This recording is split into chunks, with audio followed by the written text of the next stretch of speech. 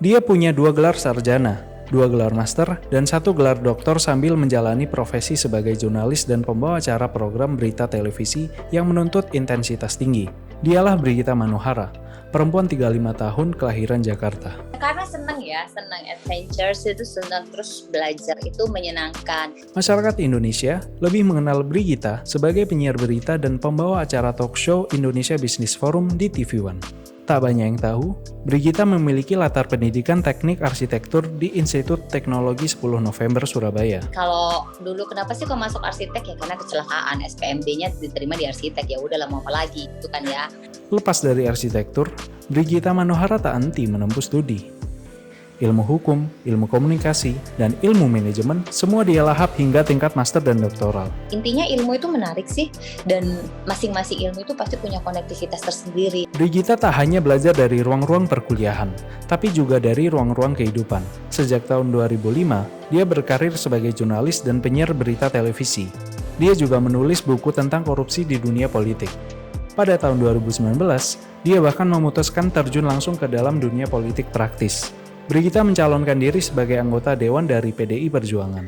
Dan saya memutuskan masuk dari PDI Perjuangan, satu karena memang sudah punya sejarah panjang, yang kedua karena PDI Perjuangan itu dekat dengan rakyat. Kepada Halo Puan, Dokter Ilmu Hukum Universitas Indonesia ini menceritakan pengalamannya, berkecimpung di dunia politik praktis, pandangan hidupnya, dan juga pendapatnya tentang program-program Halo Puan. Berikut ini petikannya.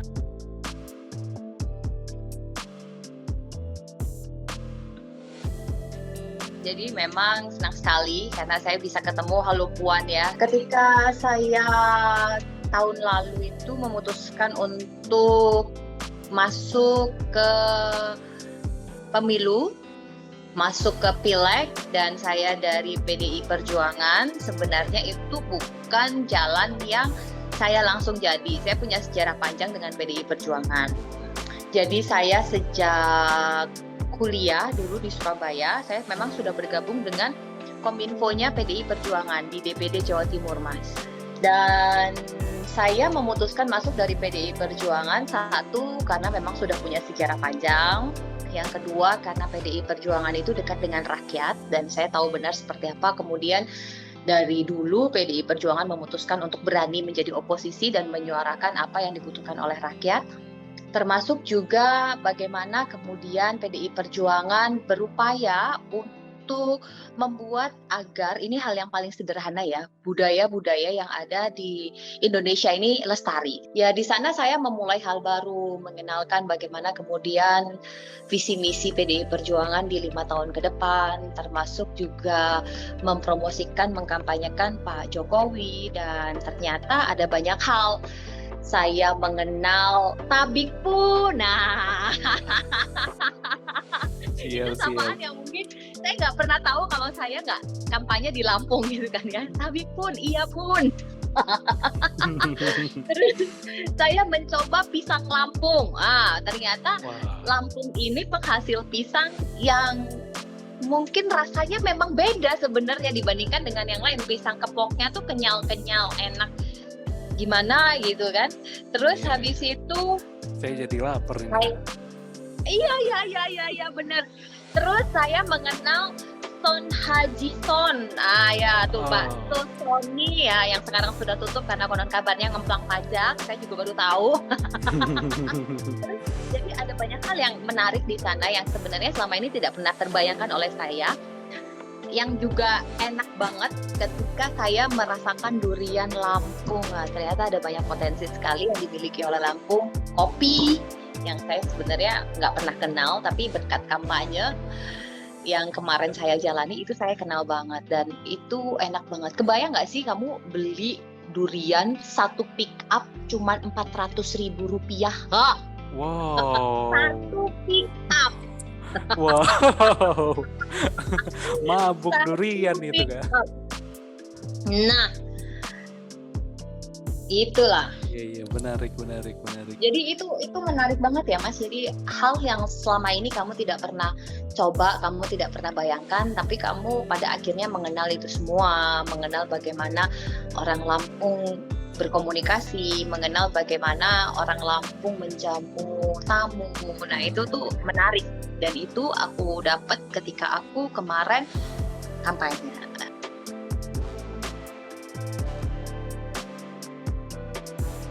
Jadi politik itu adalah, menurut saya ya, politik itu adalah jalan untuk melakukan perubahan yang besar. Kalau kamu hanya sebagai warga negara yang apatis dengan politik, maka jangan bermimpi kamu bisa melakukan perubahan terhadap apapun yang ada di sekelilingmu dan itu tidak menyenangkan buatmu. Kalau kamu merasa tidak nyaman dan kamu ingin merubahnya, kamu harus masuk ke politik. Karena di sanalah kemudian perubahan bisa dilakukan, karena di sanalah kamu bisa memberikan masukan terhadap kebijakan-kebijakan yang kurang pas. Selain kamu menjadi politisi, kamu juga bisa menjadi jurnalis, menyuarakan apa yang kemudian dibutuhkan oleh orang. Nah, ketika saya ditanya apakah akan berpolitik, saya sangat tertarik dengan politik bahkan ketika sebelum saya mencalonkan diri menjadi caleg di periode kemarin. Jadi saya sebenarnya sudah senang dengan politik sejak dahulu kala begitu ya. Sejak belum pindah ke Jakarta, it means 10 tahunan lalu lah. Tapi kalau ditanya apakah saya akan nyalek lagi, nah itu masih dalam pertimbangan. Tapi kalau ditanya apakah menganggap PDI Perjuangan sebagai rumah, iya. Karena memang sejarahnya tadi saya sudah sampaikan panjang sekali. Lalu ketika ditanya apakah nanti ketika diminta untuk mencalonkan diri masih berkenan, nah ini yang masih butuh pertimbangan. Tergantung bagaimana nanti situasi hati dan bagaimana kemudian prospek yang bisa dijalani. Karena sekali lagi, politik ini adalah jalan untuk bisa melakukan perubahan besar. Tetapi kalau kamu tidak siap, maka kamu akan tergilas di politik itu sendiri. Dan suaramu tidak akan terdengar, suaramu hanya akan terbungkam kalau kamu masih belum punya cukup power dan tidak punya pandangan serta konsep yang kuat.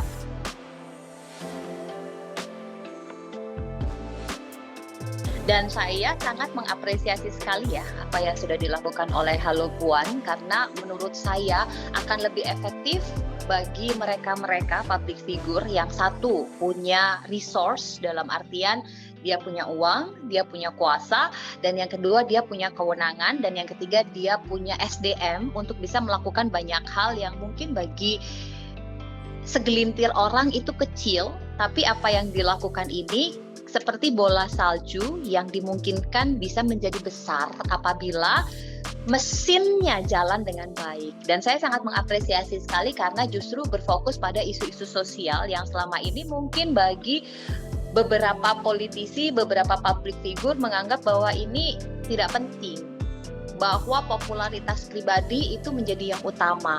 Nah, keberpihakan Halo Puan terhadap mereka yang termarginalkan ini memang merupakan gambaran besar dari bagaimana PDI Perjuangan yang pro rakyat, bagaimana PDI Perjuangan yang sangat memperhatikan wong cilik, dan ini adalah wujud realisasi dari apa yang terus-menerus digaungkan oleh PDI Perjuangan termasuk juga Mbak Puan.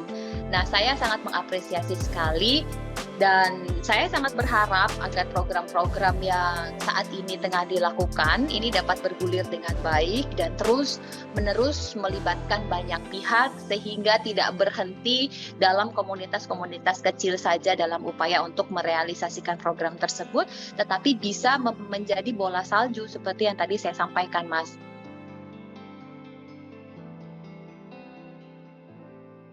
Saya sih sangat tertarik ya Mas, apalagi untuk kegiatan-kegiatan sosial, karena ini bukan hanya tabungan kita sebagai manusia yang peduli terhadap sesamanya, tetapi juga tabungan akhirat. Gara-gara COVID ini pada akhirnya kita semakin berupaya mendekatkan diri pada Tuhan, karena kita tidak tahu besok masih hidup atau tidak. Betul.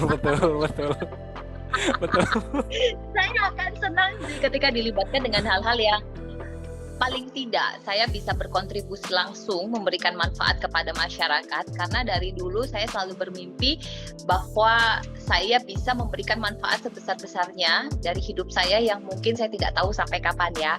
Itulah kenapa saya senang kalau diminta untuk sharing soal pendidikan, saya senang kalau dilibatkan dalam kegiatan-kegiatan sosial sesuai dengan ya harapan dan target yang jelas ya, karena ini kan tujuannya adalah kemanusiaan dan saya sangat mengapresiasi. Dan nanti ketika mungkin PPKM sudah selesai, ketika saya diminta terlibat pasti saya akan sangat menyambut dengan baik. Kira-kira begitu. Saya tunggu undangannya ya. Siap Kak, Jangan cuma PHP ya.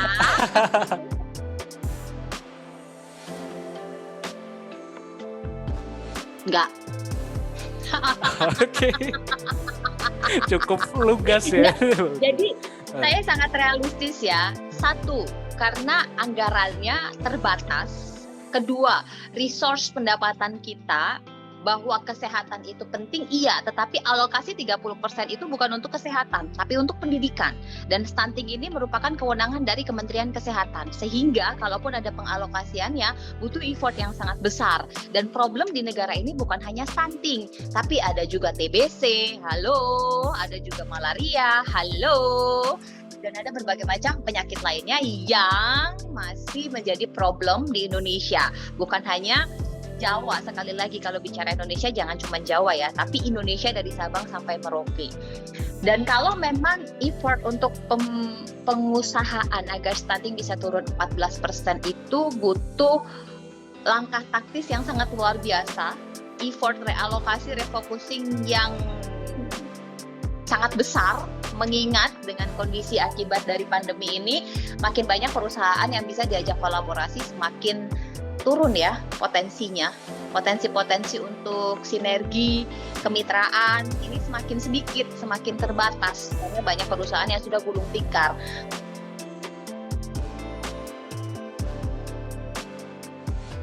Satu, edukasi perempuan-perempuan itu. Banyak orang yang kemudian akses informasinya kurang, akses ekonominya sangat minim, tapi karena tidak ada hiburan bikin anak. Terus anaknya dikasih makan apa? Halo, ada program KB, keluarga berencana. Seberapa susah sih lo datang ke puskesmas, lo pakai deh tuh spiral, suntik, yang ya paling cuma berapa sih, 10.000, 15.000, daripada lo bikin anak habis itu anak lo nggak sehat. Daripada lo bikin anak habis itu anak lo cuma jadi beban. Daripada lo bikin anak habis itu anak lo nggak bertumbuh dengan baik. Nah, mulailah dari hulunya. Edukasi terhadap perempuan, dan itu yang terus-menerus digalakan oleh PDI Perjuangan agar perempuan-perempuan berdaya guna itu sangat baik sekali. Dan luar biasanya karena PDI Perjuangan ini kadernya banyak yang saya tahu sendiri bukan dari kalangan yang menengah atas tapi menengah bawah. Nah, edukasi dari kader kepada lingkungan sekitarnya ini juga bisa digerakkan. Sehingga sekali lagi, karena kalau kita bicara biaya akan sangat terbatas ya Mas ya. Kalau kita nyuapin uang, maka tidak akan mungkin tercapai dalam waktu dekat. Butuh 10-15 tahun dan itu lama. Tapi habis itu setelah lo punya anak, lo nggak bisa modalin anak lo untuk dapat gizi yang baik. Lo nggak bisa nyusuin. Oke, ASI lo nggak keluar, tapi lo nggak usaha. Misalnya berbagai macam cara. Kebanyakan anak sekarang kan maunya instan ya. Nah, ini yang kemudian harus kita mulai. Kalau kita ambil dari hilirnya, udah terlanjur banyak. Tapi kalau kita dari yang paling murah, edukasi dulu ke hulunya anak-anak muda ini. Dan kader ini digerakkan karena kader ini kan sampai ke PAC, ranting yang sampai bawah, yang aksesnya tuh sangat kuat. Nah, itu yang dimanfaatkan. Itu cara untuk memerangi. Perempuan-perempuan itu dikasih tahu, termasuk laki-lakinya. Lu ya laki-laki, jangan cuman mau make doang. Ntar kalau udah beranak lu nggak mikir itu anak lu kasih makan apa. Emang susu bisa diganti air tajin? Bisa, anak lo kenyang. Tapi ditanya, anak lo pinter nggak? Belum tentu. Nggak bisa, lo kasih makan tajin, sama lo kasih makan ASI yang bagus, yang ibunya juga makannya oke, akan beda hasilnya loh Mas.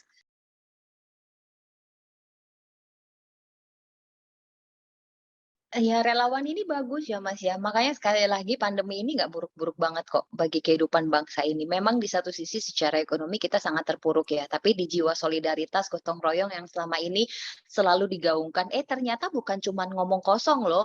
Dan PDI Perjuangan dari dulu kan gotong royong ya. Dan ternyata sekarang orang aware, orang ingat, orang pakai, dan orang lakuin. Maaf ya matematik karena tiba-tiba masih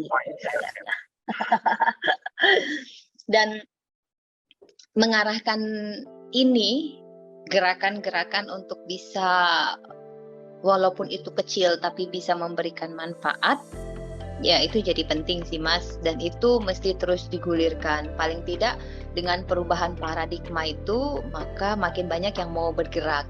Influencer, mereka tinggal ngomong yang sederhana aja, terus habis itu banyak followernya yang mau ikut, banyak followernya yang mau gerak, tapi dia juga ikut gerak. Nggak berat kok sebenarnya, asal mereka mau. Buktinya beberapa memang sudah ada yang mau bergerak, beberapa ada yang mau peduli dan mengetuk hati mereka untuk mau ikut bergerak bersama. Nah itu memang butuh perjuangan ya, karena hidup ini kan bukan cuma untuk hari ini ya. Ya itu kayak gitu. Nah itu yang harus mulai ditularin ke orang-orang. Lu kan misalnya gini ya, lu kan YouTuber udah banyak nih konten lu, kenapa sih lu nggak bikin konten yang sederhana? Sederhana kan orang nggak begitu suka. Iya, orang nggak begitu suka, tapi kalau bergerak bersama-sama tanpa harus kita membayar, misalkan semuanya diduitin ya, tapi maksud aku dari 10 konten lo yang viewernya puluhan juta itu lo udah dapet banyak, tapi kenapa lo nggak mau bikin satu konten aja yang paling tidak supaya orang peduli sama stunting ini, supaya orang peduli sama ini.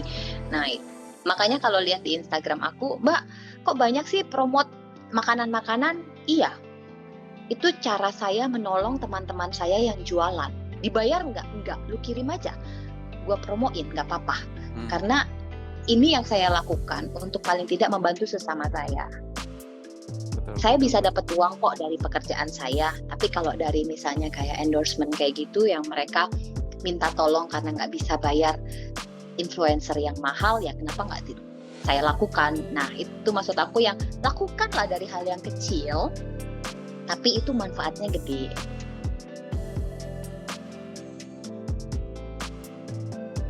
Nah ini yang aku bilang Mas, endorsement dari influencer itu kenapa sih kok nggak ada yang kemudian cinta jaranan ya kan, atau mungkin wayang kulit, atau mungkin apa gitu kan, yang kemudian ini sebenarnya bisa dilakukan yang gampang. Kayak misalnya Atta Halilintar nih, mainlah ke Malang gitu ya, nyobain tuh tempe di Batu, ya kan, makan doang. Itu adalah betul. Itu sederhana loh Mas, sederhana. Tapi dengan kamu datang ke sana, makan, atau mungkin kamu nyicipin sari apel khas Malang, keripik tempe khas Malang, itu udah jualan produk loh. Betul. Tapi ya mereka maksud aku ini adalah kalau di perusahaan itu ada CSR ya. Nah ini ada wujud CSR dari mereka, katakanlah seperti itu. Oke kita bayarin, tapi ya nggak usah yang terus kemudian harus minta di inilah. Masalahnya tidak semua orang bisa menerima ya. Betul. Kebanyakan orang lebih ingin dilayani, lebih ingin menikmati berbagai macam hal yang mereka dapatkan, kayak gitu loh, fasilitas-fasilitas itu. Nah itu yang kemudian aku sendiri juga sedih ya, kenapa kok begitu.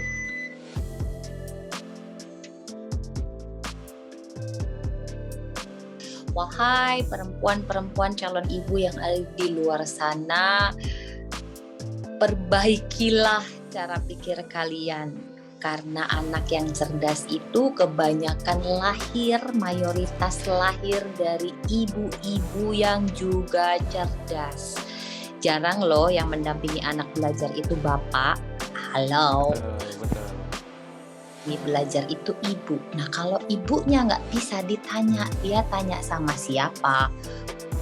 Tanya sama pembantu. Masa iya itu jadi anak pembantu? Itulah sebabnya, wahai perempuan hebat di luaran sana, tingkatkanlah kemampuan kalian, mulai dari kemampuan berpikir, kemampuan di segi ekonomi, karena perempuan harus mandiri supaya tidak kemudian suaminya nggak kerja, abis itu anaknya terlantar. Makanya perempuan harus mandiri. Itulah kenapa saya selalu senang kalau misalnya saya bisa menginfluence orang lain agar bisa melakukan lebih dari apa yang pernah mereka bayangkan. Karena kalau saya bisa, maka Anda pun bisa. Kira-kira begitu. Kalau saya yang bukan siapa-siapa bisa sampai pada titik ini dengan segala daya dan upaya, maka Anda pun juga bisa. Tergantung seberapa kemauan Anda dan seberapa besar Anda mengupayakannya serta sebanyak apa sabar yang Anda miliki.